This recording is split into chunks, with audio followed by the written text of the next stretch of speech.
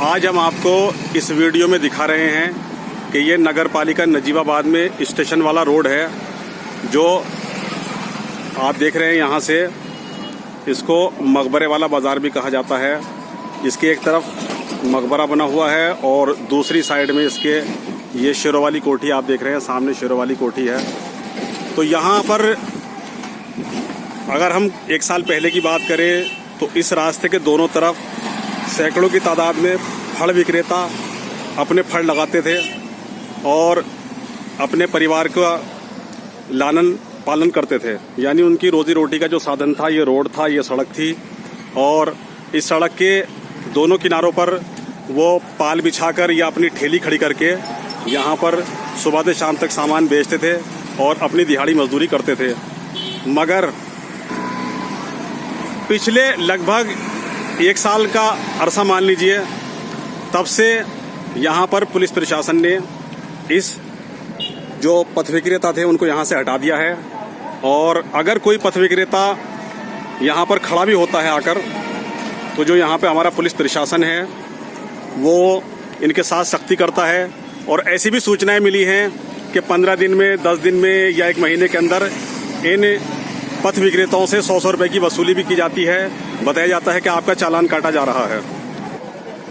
यहाँ ये बात भी उल्लेखनीय है कि नगर पालिका की तरफ से भी लगभग 3-4 साल पहले इनकी रसीदें कटती थी। बाकायदा इनको यहाँ पर फल लगाने के लिए, ठेली लगाने के लिए, अपना ये छोटा मोटा रोजगार धंधा करने के लिए रसीद दी जाती थी।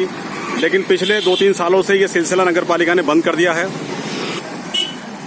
ये वही नगर पालिका नजीबाबाद है जिसके अपर जिला जज रिटायर्ड मोहम्मद आदिल को जो डीएम बिजनौर ने एक समिति बनाई है पथ विक्रेताओं के लिए, जिसका नाम है शिकायत निवारण समिति, उसका अध्यक्ष मनोनीत किया गया है। यानी जो ग्रामीण या शहरी क्षेत्रों के पथ विक्रेता हैं उनके सामने जो भी समस्याएं हैं, दिक्कतें हैं, वो इस शिकायत निवारण समिति के सामने रख सकते हैं।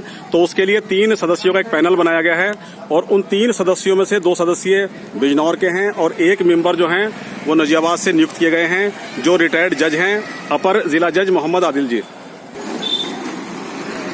इन पथ विक्रेताओं ने अपनी समस्या को लेकर, जो पिछले लगभग 1 साल से 10 महीने से बेरोजगार हो गए हैं, अपनी समस्या को इन्होंने जन सुनवाई पोर्टल पर भी शिकायत दर्ज कराई है। अपनी मांग रखी है कि हमें विधिवत तरीके से यहाँ पर अपना कारोबार करने की, अपना फल लगाने की, ठेले लगाने की अनुमति दी जाए। और इसके अलावा ये लोग विभिन्न जो जनप्रतिनिधि हैं उनसे भी अपने इस कारोबार को लेकर, रोजगार को लेकर मांग कर चुके हैं। मगर अभी तक इन पथ विक्रेताओं की समस्या का कोई समाधान नहीं निकल पाया है।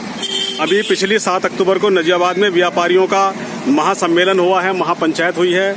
उसमें भी इन जो पथ विक्रेता हैं इनके एक प्रतिनिधि मंडल ने उस कार्यक्रम में भाग लिया और वहाँ जो वरिष्ठ पदाधिकारी आए थे पश्चिमी उत्तर प्रदेश उद्योग व्यापार मंडल के, उनको एक मांग पत्र भी दिया था अपनी समस्या संबंधित। इसके अलावा ये लोग जो अभी नए चेयरमैन बने हैं नगर पालिका नजीबाबाद के, मौजम जी, उनसे भी मिल चुके हैं। उन्हें भी इस संबंध में अपना मांग पत्र देख चुके हैं, अपनी परेशानी से अवगत करा चुके हैं। लेकिन आज इस वीडियो के बनाए जाने तक इनकी समस्या का कोई समाधान नहीं हुआ है। बल्कि आज 18 अक्टूबर है और अभी 1 घंटा पहले लगभग इस वीडियो के बनाए जाने से पहले यहाँ पर नजीबाबाद थाने से 2 पुलिसकर्मी आए थे और वो लगभग 2 दर्जन से ज्यादा पथ विक्रेताओं से 100 रुपए वसूल कर ले गए हैं इस नाम पर कि आपका चालान काटा जा रहा है।